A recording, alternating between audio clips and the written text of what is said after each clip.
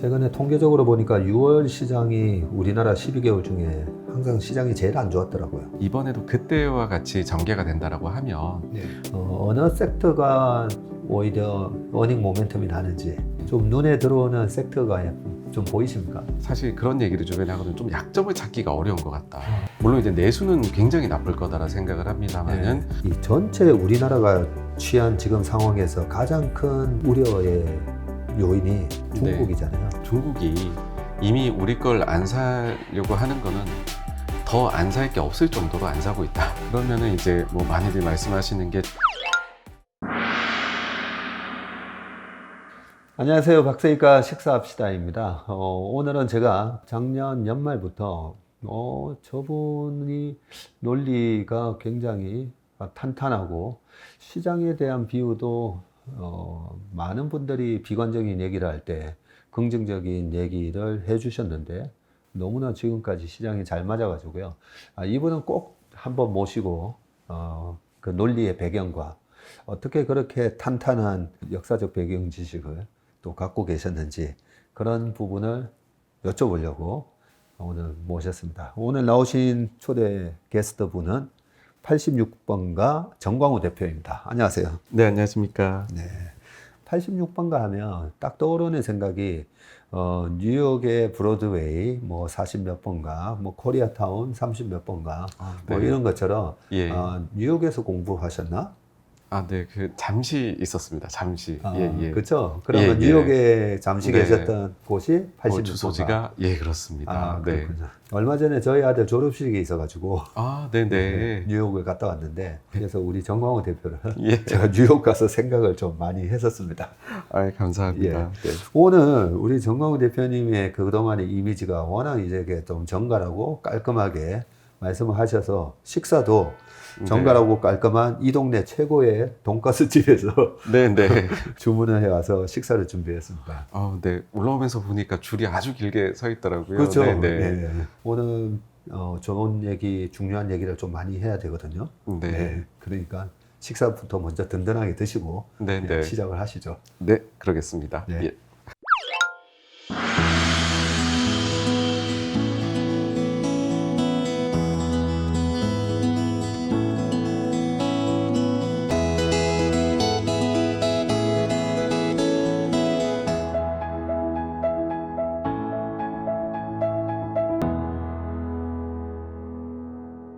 그러면 정광훈 대표님은 펀드 매니저 생활을 하셨다고 했는데 네네. 밸류 자산 운용 출신이시죠? 네, 맞습니다. 네. 밸류 투자하면 최근에 우리 홍진태 대표 네, 맞습니다.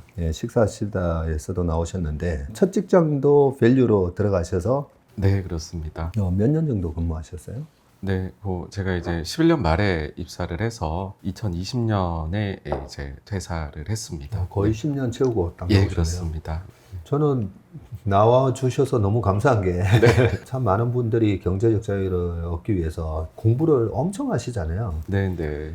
공부를 하시려면 좋은 선생님이 계셔야 되잖아요. 정광훈 대표님을 딱 보면서 작년에 야 박세희 곱하기 한 5배 업그레이드 버전 좀 그런 느낌을 받은 게 다른 펀드 매니저들이 이 바텀업에 치중하다 보면 매크로나 네. 시장을 잘 분석을 안 하잖아요. 네. 근데 어떻게 밸류 자산 출신이 그렇게 매크로에 대해서 시장 분석을 기가 막히게 하시는 거예요. 정말 운 좋게도 입사를 하고 나서 금융 쪽의 담당을 좀 꽤 오랜 기간 하게 됐었습니다. 인하우스 애널리스트 역할을 금융 섹터를 하셨군요. 네네. 그래가지고서는 금융이 뭐 전부 다 금리만 얘기를 하는 거고, 그래서 그때부터 뭐 채권에 계신 분들께 도움도 많이 받고, 또 그때부터 뭐 연준 뭐 이렇게 따라다니면서 보다 보니까 저도 한 가지 방법을 추가를 하게 되었던 게 항상 다 이거를 오밀조밀하게 장세에 대해 가지고서 알기는 어렵지만 시장의 큰 흐름의 변화 같은 부분들은 그 흐름이 금리의 변화, 통화정책의 변화에서 기인한 것들이 많더라라고 생각을 해서 이제 그 부분은 조금 접목을 시키면 좋을 것 같다. 라고 해서 그게 이제 일종의 개발이 된 그런 거라고 보시면 될 것 같습니다. 은행 보험 이런 부분은 워낙 이제 예대마진이나 님이나든지 그죠? 네네. 금리에 영향을 많이 받다 보니까 2019년까지 금리가 계속 빠지는 동안은 보험사 뭐 한화생명 뭐 PBR 0.1인가 2까지 떨어졌었잖아요. 예, 예. 은행주들이 뭐 치고 올라올 때 보면 경기가 안 좋다라고 했다가 안 좋을 때 충당금 잡아놨던 것들이 경기가 회복하면서 네네. 충당금 환입이 되면서 또 맞습니다. 예, 예, 이익이 예. 막 늘어나는 모습. 그게 네. 2016년, 17년도에도 그랬었고 코로나 직후에도 예, 그런 모습이 나타났기 때문에 그래서 매크로 분석을 안 할 수가 없잖아요. 네, 그렇습니다. 예. 그래서 매크로 전문가가 네, 되셨군요. 최근에 통계적으로 보니까 6월 시장이 우리나라 12개월 중에 항상 시장이 제일 안 좋았더라고요. 그래서 6월달 조정이 뭐가 될까? 그냥 통계적으로 빠지는 건데 빠지게 네. 되면 이유를 찾잖아요. 보면. 맞습니다. 예. 이번에 부채 한도 타결이 됐잖아요. 그게 시장에 영향을 주나? 어떻게 생각하세요? 네네. 저는 이제 2017에서 한 19년 초 정도까지에 네. 그와 비슷한 상황을 봤던 실은 경험이 있습니다. 그래서 이번에도 그때와 같이 전개가 된다라고 하면 네. 유동성의 악영향은 안 주면서 넘어갈 수 있지 않을까. 이게 어떤 부분이냐 하면은 일단은 그 재무부에서 그 현금 잔고가 계속 이렇게 줄어들어갔지 않습니까? 그러고 나서 이제 그걸 채워 넣어야 되는. 그러면은 채권 발행을 해야 되는데 연준의 입장에서는 시장에서 이미 초과 유동성이 연준에 묶여 있는 부분이 있다라는 거죠. 뭐냐면 영래포로 엮여 있는 부분입니다. 예. 예, 그래서 17, 18년 이렇게 넘어갈 때에도 영래포 쪽에 묶여 있던 금액들이 많았었고요. 예. 근데 국채 발행이 나오게 되니까는 영래포에 묶여 있던 자금들이 나와가지고서는 국채를 매수하는 걸로 예. 이제 그대로 이동을 해버리게 되더라고요. 이게 지금 2조 1천억 달러 정도가 영래포 쪽에 계속 머물러 있습니다. 2조 1천억 달러나 돼요? 예, 그렇습니다. 그래서 지금 재무부에서 발행해야 될 자금에 대해서 뭐 몇천억 달러, 많으면 1조 달러까지도 채워 넣을 것이다 라고들 분석을 하시는데, 만약에 이번에도 그때 17, 18, 19년처럼 네. 영래포 쪽에서 자금이 오롯이 나가가지고서 물량 나오는 거를 다 소화를 시켜준다라고 하면 네. 사실은 그러기엔 충분한 자금이 지금 음. 영래포에 머물러 있는 거고요. 네. 뭐 딱 그대로 반복되라라는 사실은 법은 없죠. 이거는 뭐 세상에는 여러 가지 요인이 영향을 미치기 때문에인데요.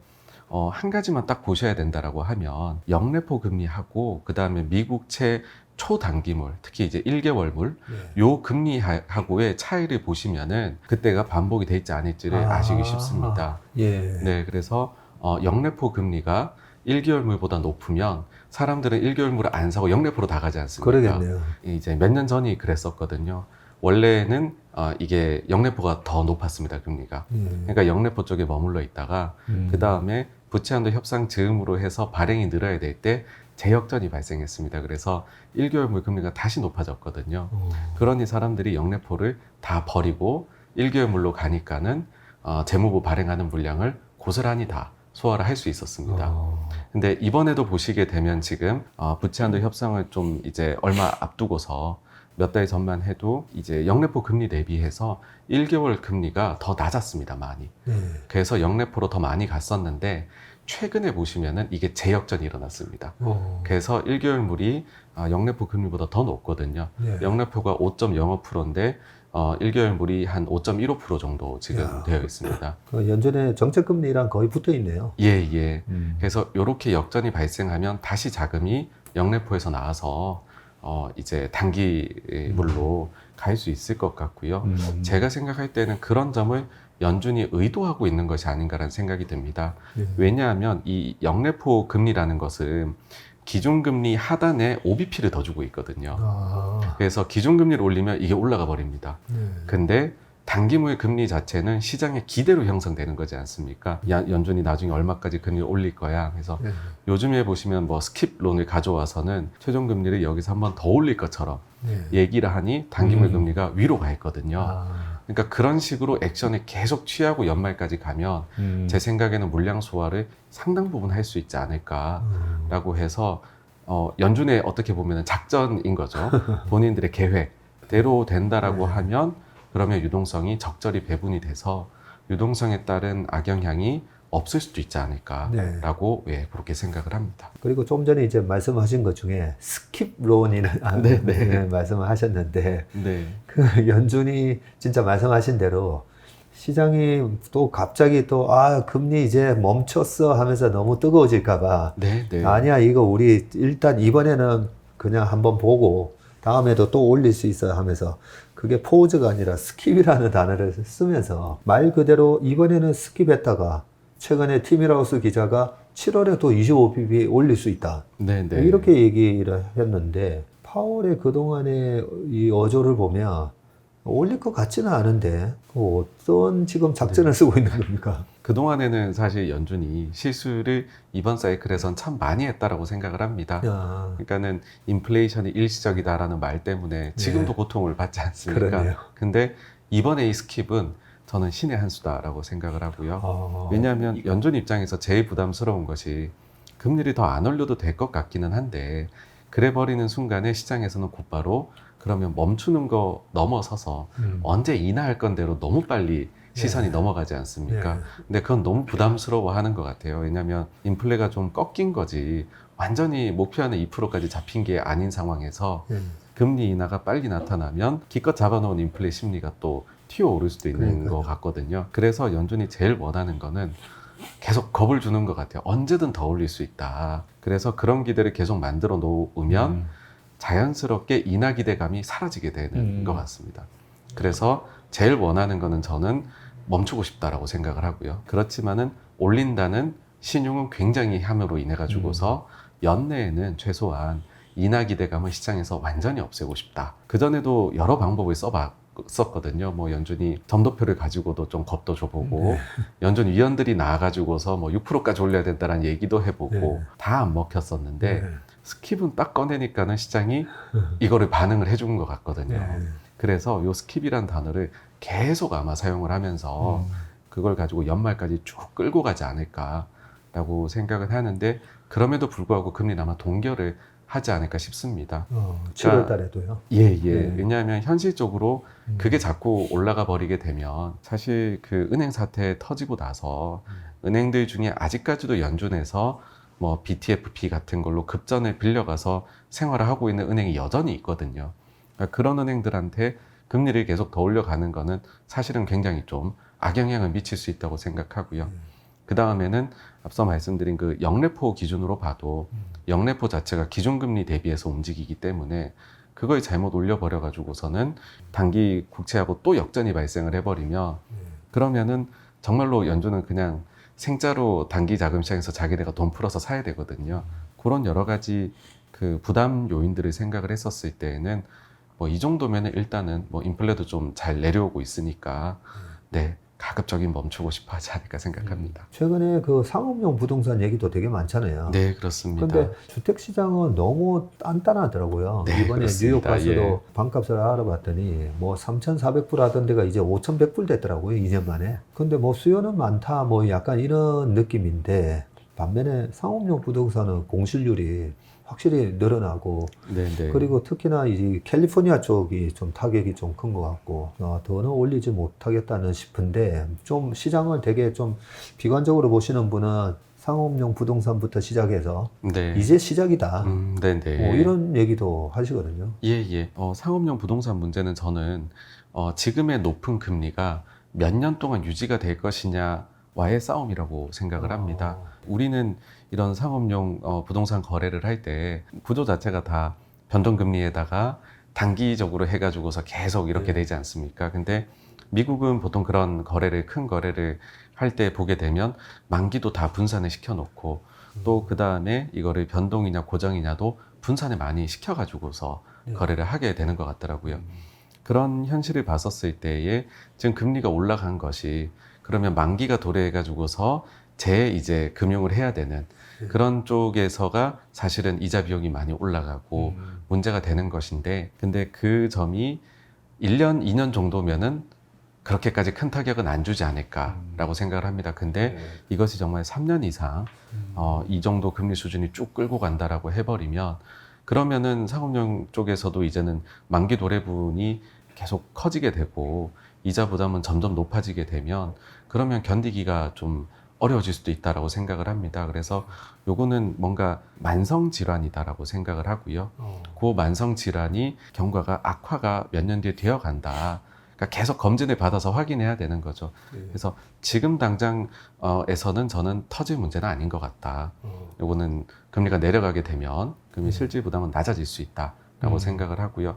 근데 만약에 한 3년 뒤에도 이 금리가 쭉 간다라고 하면 그러면은 문제가 생기지 않을까 진짜로 그렇게 보고 있습니다. 예. 2008년 금융위기 이후에 QE1, 2, 3 하면서 네. 돈이 많이 풀리니까 금리도 올라가고 원자재 가격도 다시 유가가 110불까지 올라가고 뭐 그때도 물가 얘기가 많았었는데 결국은 2012, 13, 14, 15까지 네. 원자재 가격이 나중에 유가도 큰 폭으로 떨어지고 구리 가격도 뭐 일찌감치 떨어지고 하면서 원자재 가격이 안정되면서 나중에 물가 얘기는 쏙 없고 사실 그때는 물가를 오히려 또 끌어올리겠다고 막 네, 맞습니다. 예, 왜냐하면 집값이 폭락을 했기 때문에 그래서 한편으로는 앞으로 주식시장은 한 3년 동안에는 그 박스비에 갇혀서 왔다 갔다 하려나 뭐 이런 생각도 들고요. 네, 네. 어쨌든 유가가 70%까지 빠졌고 구리 천연가스 뭐 다 안정됐더라고요. 네. 코로나 이전까지 다 네, 네. 돌아온 상황이라서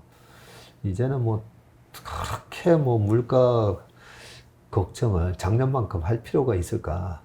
네. 그래서 요즘은 어느 섹터가 오히려 어닝 모멘텀이 나는지 네, 네. 네. 그런 걸 이제 많이 살펴보고 있는데 좀 눈에 들어오는 섹터가 좀 보이십니까? 우리나라 기업들이 대체적으로 다 좀 잘하고 있다라는 생각이 들더라고요.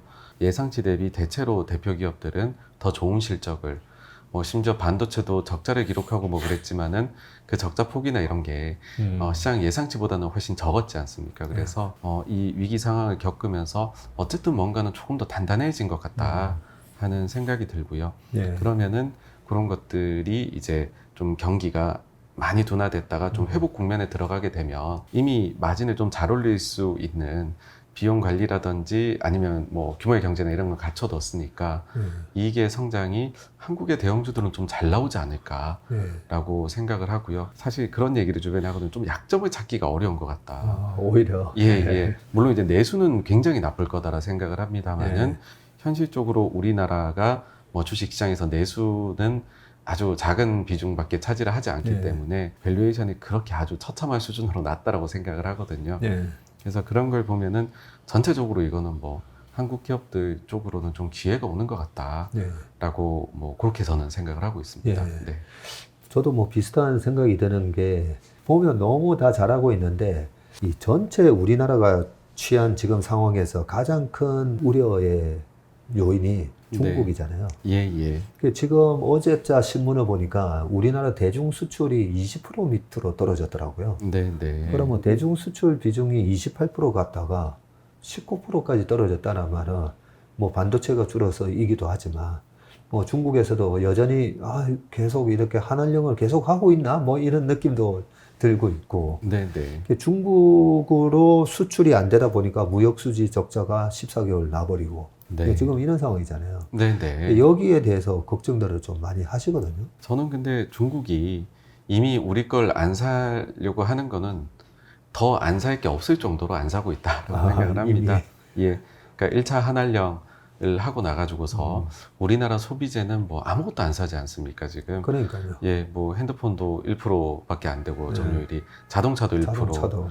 그 다음에 그 흔한 그냥 연예인 출연조차도 시켜주지 않는 그런 상황이 돼버려가지고서 이미 우리는 더 이상 중국에 뭔가 중국이 우리한테 견제를 한다고 해가지고서 실질적으로 타격을 입을 만한 게 없다라고 생각을 하고요. 그러면은 이제 뭐 많이들 말씀하시는 게 중간재 같은 거 사는 거를 뭐 수입 금지를 시키거나 뭔가 규제를 강화하면 어떡하느냐 말씀을 하시지만은 사실 중간재라는 것 자체가 그 성격이 소비재하고 다른 것이 각 기업들마다 만드는 게 좀 정형화되어 있다라는 거고 그러면 정말 최악의 상황에서 중국이 안 산다 그러면 만약 다른 나라에서 원래 사던 물량이 있으면 중국이 그 물량을 사가게 될 거고 그럼 해당 국가한테 우리가 또 팔아야 되는 그냥 쿠션을 이렇게 먹고서 들어가는 거라 생각을 합니다. 그래서 중간재는 사실 이게 규제나 이런 걸 통해 가지고서 뭔가를 만들어내기는 어렵다라고 현실적으로 생각을 하고요. 네. 그보다는 그 중간재가 지금 그 앞단의 경기가 좋으냐 나쁘냐, 그래서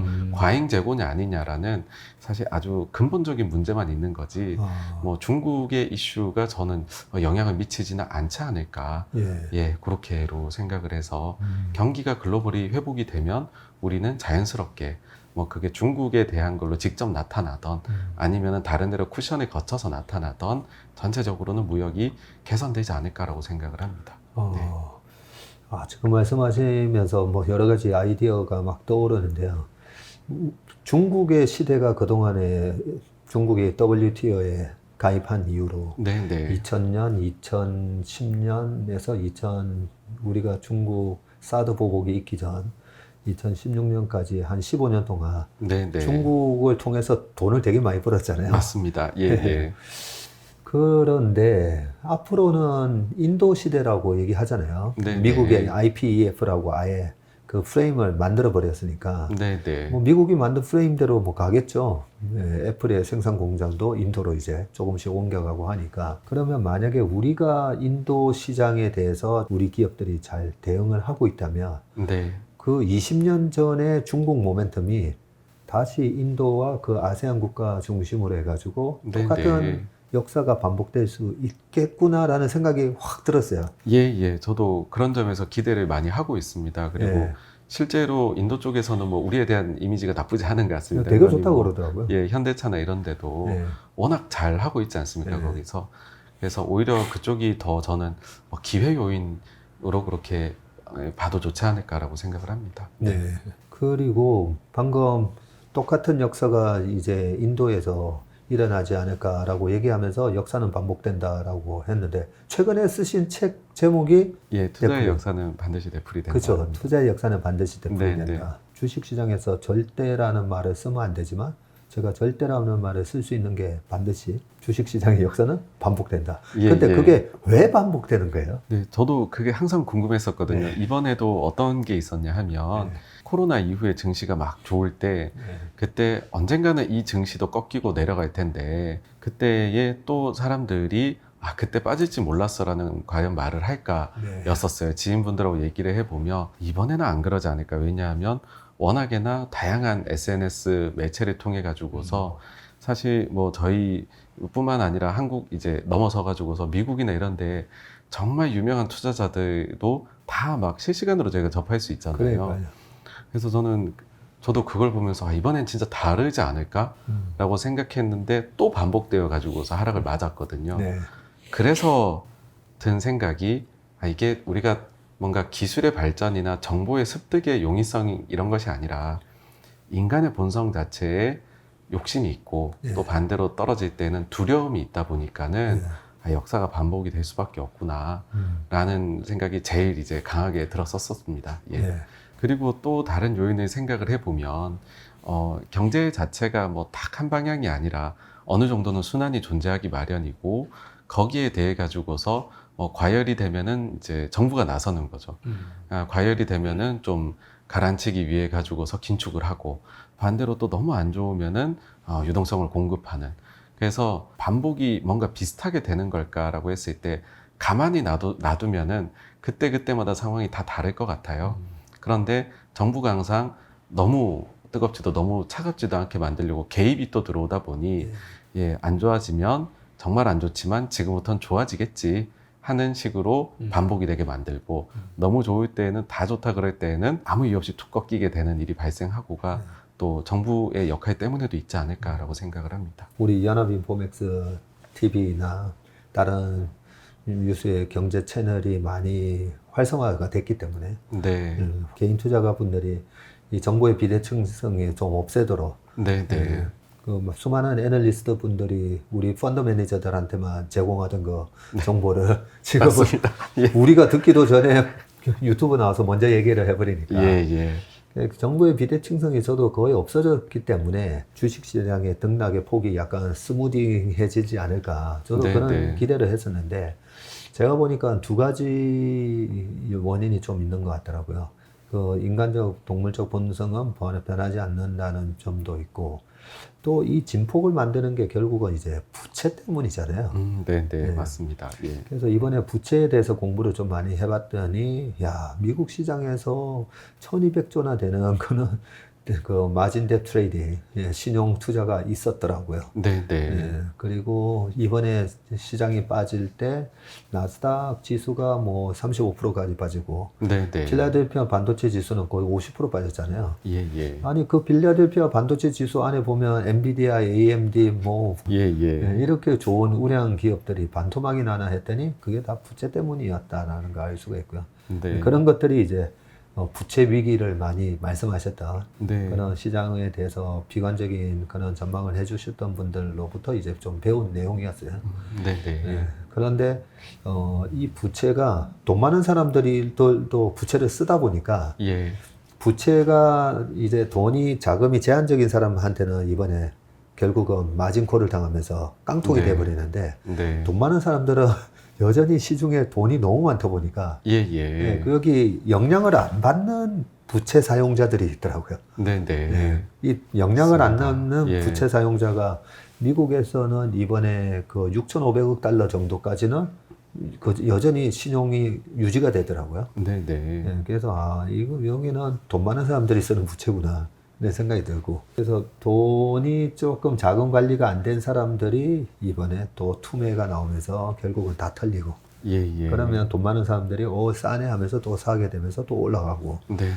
올라가면 또 대중들이 현상만 보면서 또 나 좋아지는 건가 해서 또 위에서 또 돈 땡겨서 사면서 거품이 만들어지고, 네.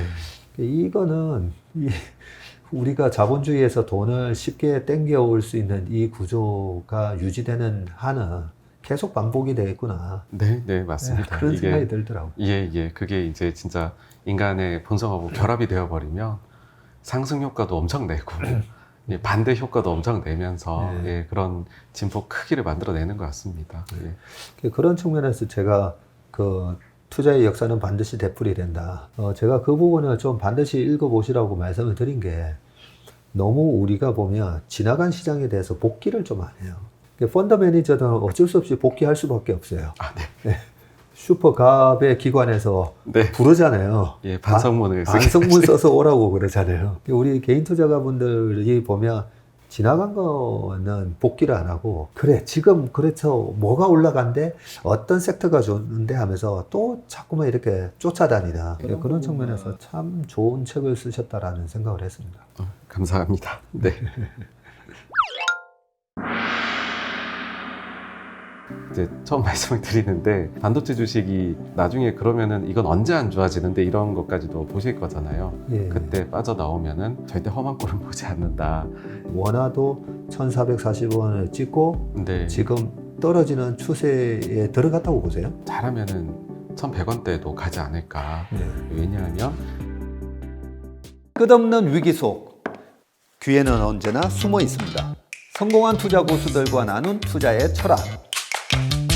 다가올 기회를 잡아내는 부의 만찬으로 여러분을 초대합니다. 푸짐하게 한 상 차려놓았습니다.